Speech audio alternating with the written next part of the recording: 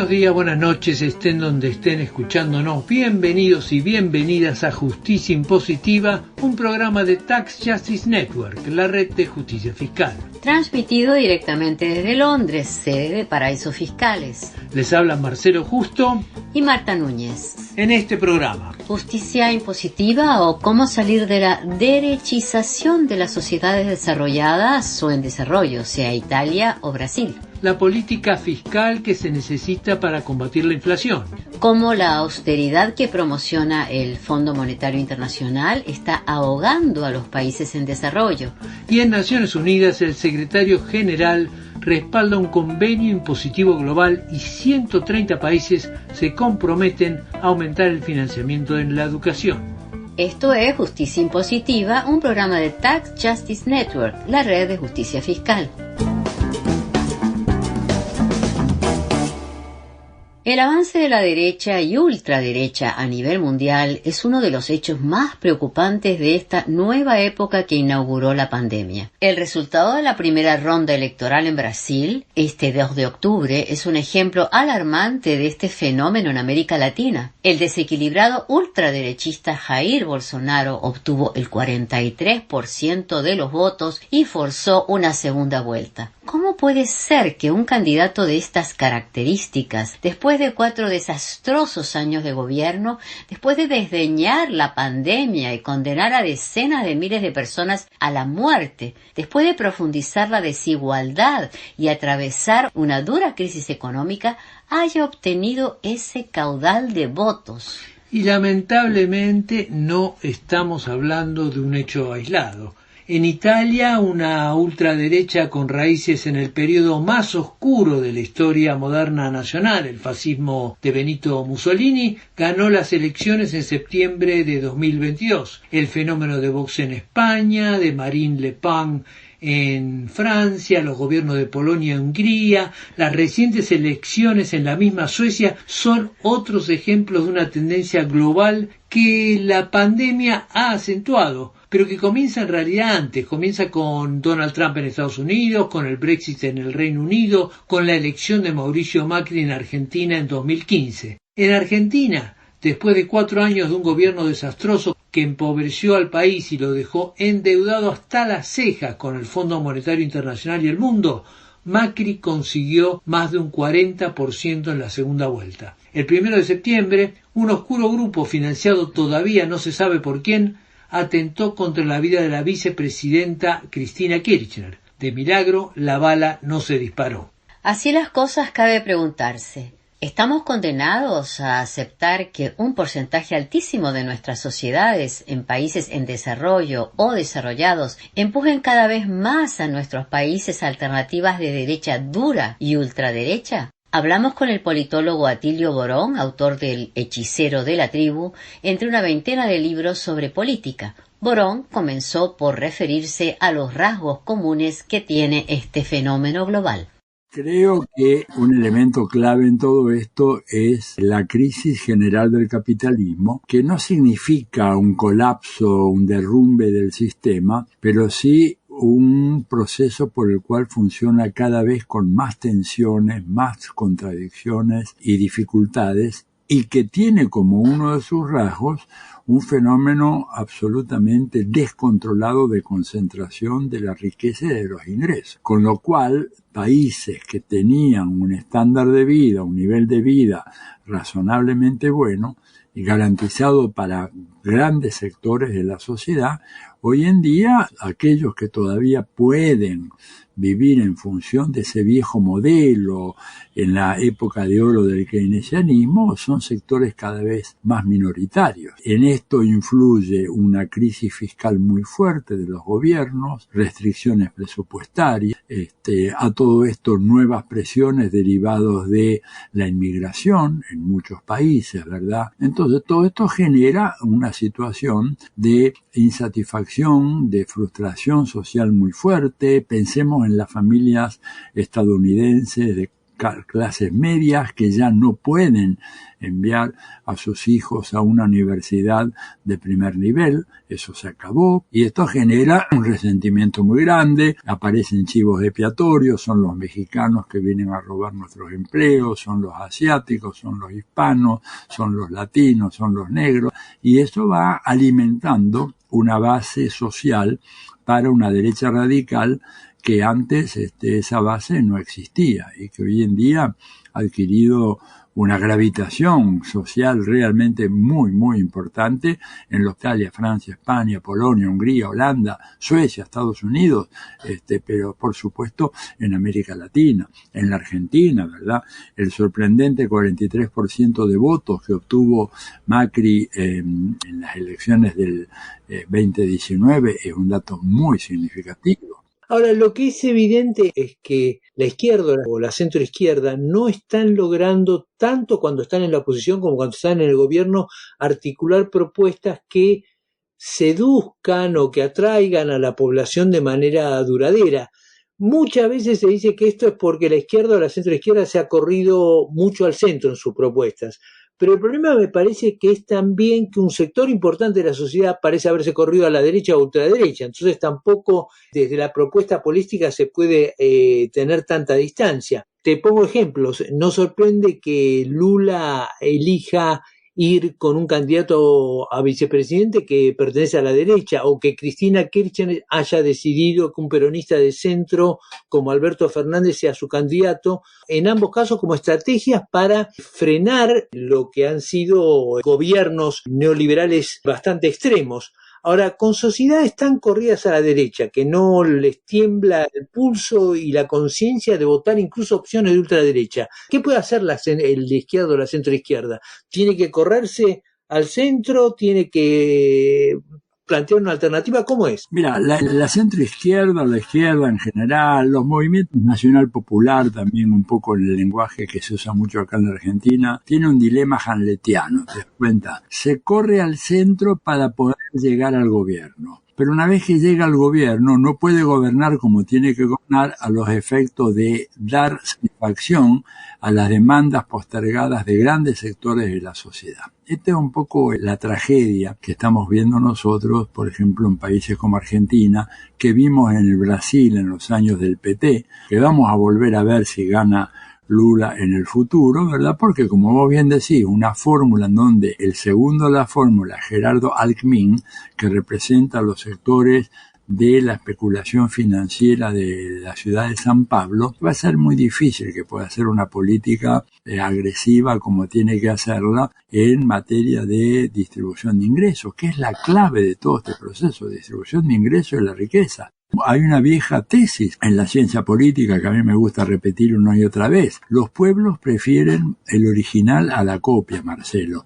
Y si vos vas a hacer un gobierno de izquierda, pero que en el fondo va a ser una política neoliberal, más pronto que tarde el electorado va a votar a la derecha radical. Nuestro programa Justicia Impositiva, como la organización que lo financia, Tax Justice Network, la red de justicia fiscal, viene bregando desde hace años por una agenda que coloque a la justicia tributaria como una carta esencial de la justicia social. Obviamente hay otros temas, la inflación, la pobreza extrema, la desigualdad, pero en todos estos temas se podrían hacer avances con un nuevo equilibrio de la justicia tributaria en el que los ricos y las corporaciones paguen lo que tienen que pagar para financiar el desarrollo económico y social de nuestros países. ¿Vos ves acá una punta posible para impulsar una nueva agenda para la centroizquierda? Por cierto, de hecho lo que está haciendo el gobierno de Petro es tratando justamente de avanzar por el lado de una reforma tributaria. Está teniendo grandes dificultades y grandes obstáculos. Entonces, yo creo que definitivamente sí es importantísimo impulsar esta nueva agenda, colocando la justicia tributaria como un tema central. Yo lo he escrito hace muchos años, ¿verdad? Sin una justicia tributaria no tenés democracia real. Digo, pero eso viene de la Carta Magna inglesa, ¿no? No taxation without representation, eso decían, ¿verdad? Hace casi 1000 años. Sin embargo, esto sigue siendo una asignatura pendiente en nuestros países y sí es una manera como la izquierda pudiera recrearse y replantearse un nuevo posicionamiento frente a la sociedad. Atilio Borón, autor del Hechicero de la Tribu, entre una veintena de libros sobre política. Esta preocupante influencia que tiene la derecha dura y la ultraderecha se da en un contexto económico-social muy complicado. La pandemia y la guerra en Ucrania han llevado al mundo al borde de la recesión y a un aumento alarmante de la pobreza y la desigualdad. Tanto en los países en desarrollo como en los desarrollados, la inflación se ha convertido en una plaga que ataca especialmente a los sectores más postergados y a las clases medias. ¿Qué hacer ante este aumento del costo de la vida cuando hay baja o nula productividad y elevados niveles de endeudamiento? La solución siempre va a depender del diagnóstico. El debate sobre la inflación ha estado dominado durante años por un monocausalismo. Todo se debe a un exceso de emisión monetaria de los gobiernos para cubrir un gasto desmedido y el consiguiente déficit fiscal. Este monocausalismo está hoy de capa caída, ni el Fondo Monetario Internacional se lo cree. La experiencia ha demostrado que para un fenómeno tan complejo como la inflación, las causas son múltiples, más aún en una economía globalizada. Está la puja salarial, pero también tenemos la inflación importada en un país por el aumento de los precios internacionales o las fluctuaciones de las monedas, por nombrar algunas razones, además de la emisión monetaria. Y en esto, Marta, vale la pena una aclaración que debería ser de perogrullo, pero no lo es. Se habla de la inflación como si fuera un fenómeno natural, climático. Póngale como si fuera una lluvia. Y no, es un fenómeno humano. En toda la cadena de producción y distribución hay muchos actores que se encargan de cambiarle el precio a los productos, que deciden que esto vale hoy más que ayer y que son personas reales, con nombre y apellido.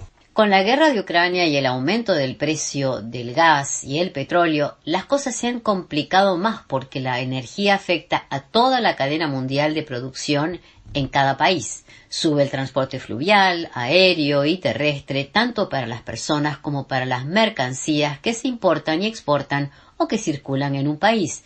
¿Qué hacer? Un informe de la Comisión Independiente para la Reforma de la Fiscalidad Corporativa Internacional, ICRIT, pone el acento en las medidas fiscales de emergencia que se deberían adoptar para hacer frente a este problema. Esto es lo que le dijo a Justicia Impositiva el profesor emérito de la Universidad de Oxford, Edmund Fitzgerald, miembro de ICRIT. Se lo propone el ICRIT es ir por otro camino distinto. El primero sería de no reducir los impuestos como lo han reducido, por ejemplo, en Inglaterra, sino aumentar la carga fiscal, pero sobre todo sobre las excesivas utilidades de las empresas que han aprovechado, digamos, de la situación de inflación actual. Y proponemos un impuesto sobre lo que se llaman las utilidades excedentes o excesivos de las empresas, con el objetivo de financiar en parte la salud pública, pero también las inversiones en infraestructura que son necesarias en los sectores energéticos, en los sectores, digamos, de transporte,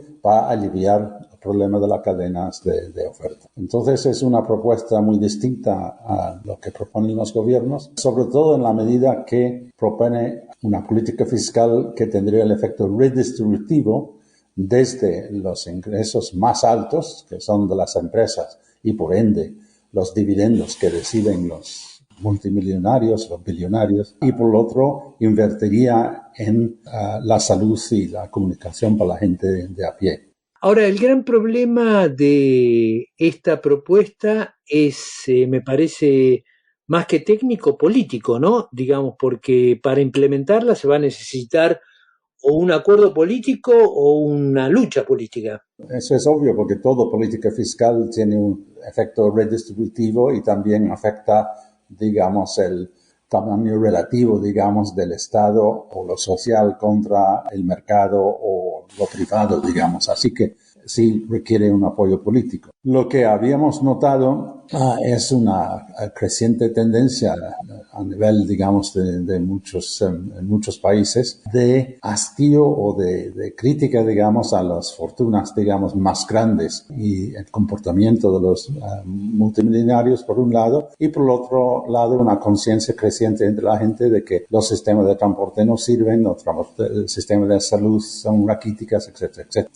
Ahora bien, habiendo dicho eso, hay que ser realista también y ver que esa reacción, digamos, puede alimentar también a la derecha, no solamente, digamos, a la fuerza progresista. Es decir, mucho del apoyo que viene, por ejemplo, al mismo Trump en los Estados Unidos viene de una reacción en contra de la élite, digamos. También vemos similar en Italia. Las reacciones pueden ser distintas, digamos, a lo que uno pensaría, digamos, en una visión simplista. Ahora bien, si no se aplican las medidas que ICRIC te está proponiendo, ¿cuál es la alternativa para los gobiernos, especialmente para los de América Latina y naciones en desarrollo que están ya teniendo que enfrentar una crisis económica muy fuerte y están viviendo un creciente endeudamiento? Bueno, una solución parcial, digamos, no muy deseada, obviamente, es de no pagar sus deudas, ¿no? Pero eso, a su vez, causaría, digamos, una crisis más profunda a corto plazo y quizás a mediano plazo. Así que es difícil ver cómo se podría hacer una renegociación de la deuda, salvo que se hiciera colectivamente. Es decir, que si todos los países de América Latina o los países principales de emerging markets se juntaran a decir que vamos a postergar el pago de la deuda hasta tal fecha, podría tener éxito, pero la posibilidad de coordinación entre ellos es muy baja. Hay más posibilidad, creo yo, de que aumentan impuestos sobre las empresas. Hemos visto una ola de nuevas políticas de imposición, no solamente en países individuales, sino el esfuerzo en el OECD en París de hacer un acuerdo sobre la imposición. Hay movidas muy importantes en Naciones Unidas para aumentar la carga fiscal para los servicios a nivel internacional, y países individuales como la India sí han aumentado la carga fiscal. Entonces veo que hay la posibilidad de hacer algo, pero es un poco tarde para hacerlo porque la crisis es muy profunda. El profesor emérito de la Universidad de Oxford y miembro de la Comisión Independiente para la Reforma de la Fiscalidad Corporativa Internacional, Edmund Fitzgerald, en diálogo con Justicia Impositiva. Los programas de austeridad que se usan normalmente apelan a una comparación casera. La economía es como administrar un hogar. Cuando los gastos superan los ingresos, hay que reducir el gasto, y ese ahorro se logra con el alto precio de la austeridad. Pero para un país compuesto de diferentes sectores sociales, con diferentes niveles de riqueza o ingresos, la austeridad significa diferentes cosas. No es lo mismo privar a los niños y a las niñas de leche que renunciar a cambiar de coche. Es decir, siempre hay que preguntarse, ¿austeridad para quién? Un informe de la organización humanitaria Oxfam revela que en América Latina, la región más desigual del planeta, los dos hombres más ricos, Carlos Slim y Germán Larrea, de México, tienen más riqueza que la mitad de toda la población de América Latina. Según el informe de Oxfam, entre 2020 y 2022, el Fondo Monetario Internacional ha establecido acuerdos con 14 países de América Latina que contienen medidas de austeridad o consolidación fiscal que suelen crear más recesión y menos ingresos. Graciela David, de la organización Oxfam y productora del podcast de la Tax Justice Network en portugués, Eda Sua Conta, habló con Justicia Impositiva y cuestionó esta política. Son 3 grupos distintos de préstamos. O primeiro grupo é com os países que o Fundo Monetário diz que são países com fundamentos econômicos sólidos. E com esses países têm acordos mais flexíveis, normalmente com direitos especiais de giro. E nesse grupo estão países, por exemplo, como Colômbia, Chile, Peru, México e um acordo um pouco mais rígido com Panamá.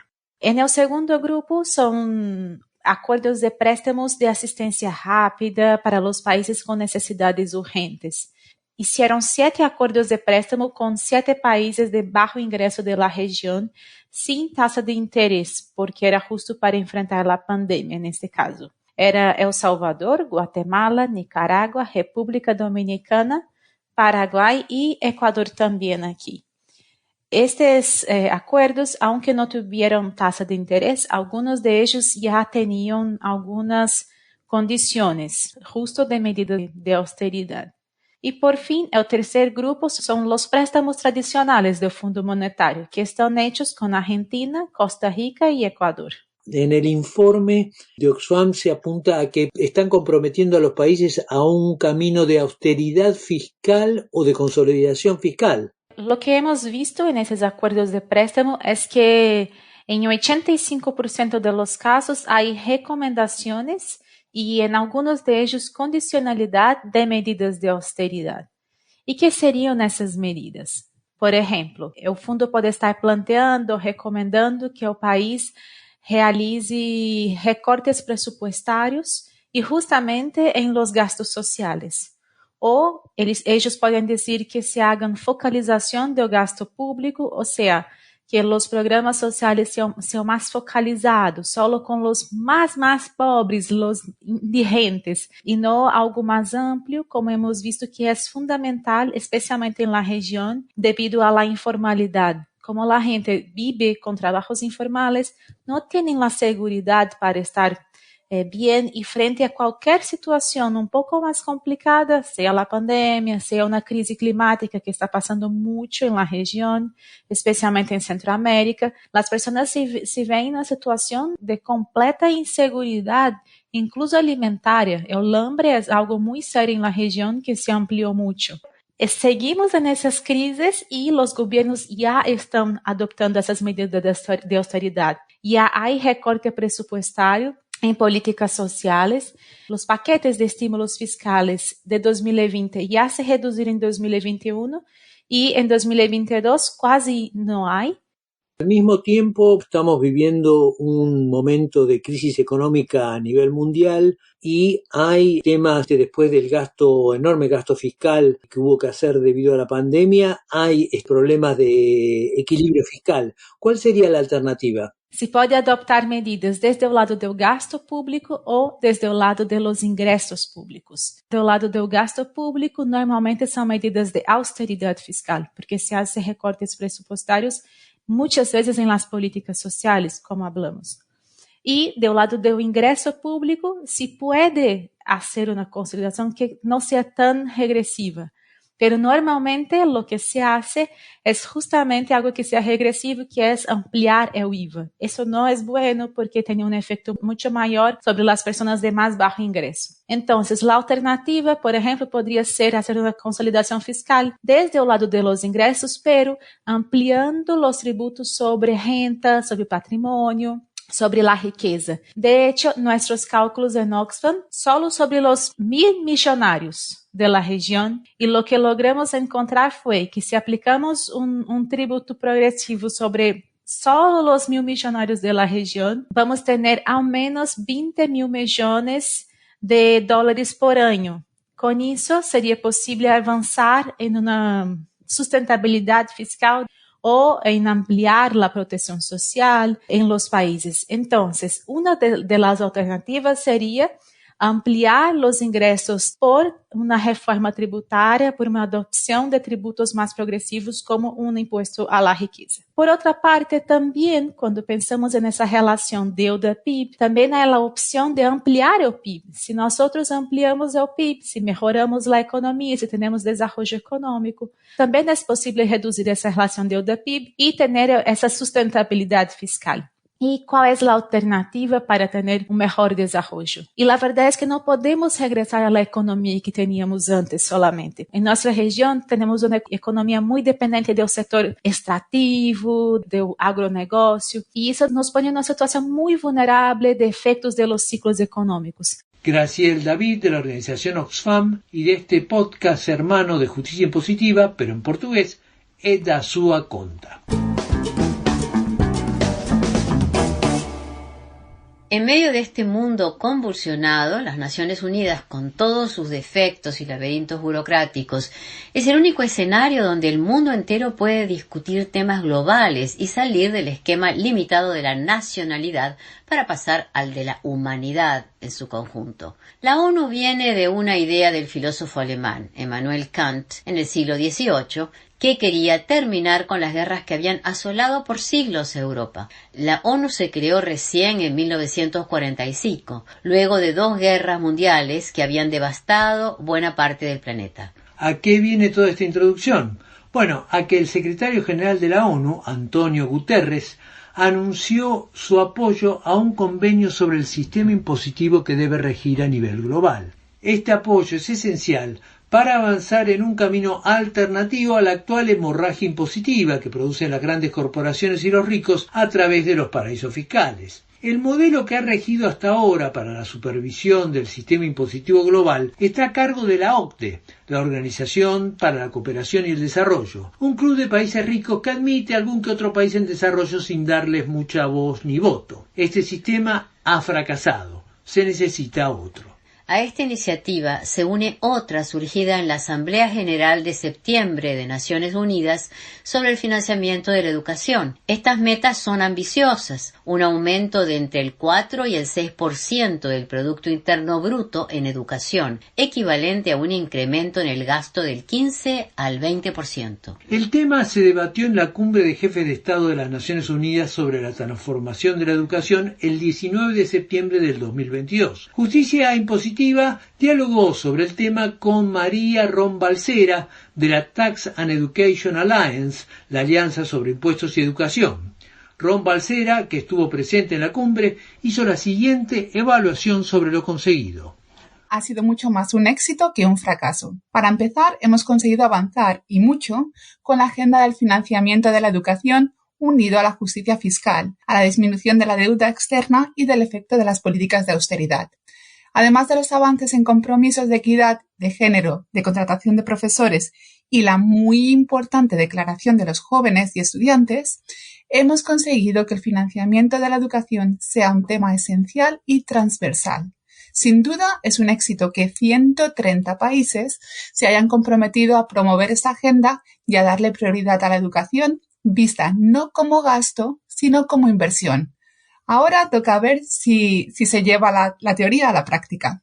Por el momento, mantengámonos en el plano discursivo y en lo que se acordó, por lo menos a nivel discursivo. ¿Qué lugar ocupa la justicia impositiva en estas propuestas que tienen ustedes para el financiamiento de la educación? Pues es la primera vez que la educación ocupa este lugar en una cumbre de la Asamblea General de las Naciones Unidas. Y también es la primera vez que la justicia impositiva juega un papel protagonista para su financiamiento. Durante demasiados años, los pocos que se han preocupado por el financiamiento de la educación entre los sectores de la sociedad civil se habían centrado solo en la proporción del presupuesto de gobierno destinado a la educación.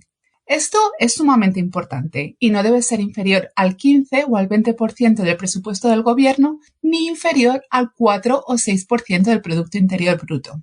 El 15 o el 4% se refiere a los países más ricos, mientras que el 20 o el 6% del PIB se utiliza como mínimo para los países más pobres. La cuestión es que sabemos que necesitamos mucho más de ese 20% y no podemos seguir subiendo el porcentaje, ya que competimos con otros servicios públicos tales como la salud, agua, transporte, etc. Por eso, desde hace unos años, nuestro propósito consiste en movilizar a la comunidad educativa, a la sociedad civil y a otros para que pidan que aumente no solo la proporción del presupuesto del gobierno destinado a la educación, sino también su tamaño. Y esto va unido a la justicia impositiva. Tú dijiste que 130 países aprobaron estas medidas. ¿Qué posibilidades hay de que se supere lo discursivo y se avance en la implementación de estas medidas cuando tenemos que el mundo entero está viviendo una fuerte crisis económica? Es cierto que el escenario mundial no es muy alentador. El hecho de que no solo los ministros de educación, sino también los jefes de Estado se hayan comprometido es algo bastante alentador. Además, estamos viviendo un cambio de paradigma. La justicia impositiva ya no es solo una preocupación de expertos fiscales, es una condición para la justicia social. Vemos los esfuerzos que se están haciendo a nivel global para conseguir una tasa mínima para las corporaciones. Vemos cómo cada vez más gobiernos impulsan medidas para evitar la evasión fiscal, el intercambio de información, los impuestos a los más ricos o a los beneficios extraordinarios. Aunque aún minoritarios y con un sesgo que suele beneficiar a los países ricos, vemos que las cosas están cambiando, pues ocurre lo mismo en educación. Estamos cambiando el discurso del no se puede, el discurso de que los países pobres no se pueden permitir dar educación gratis de buena calidad.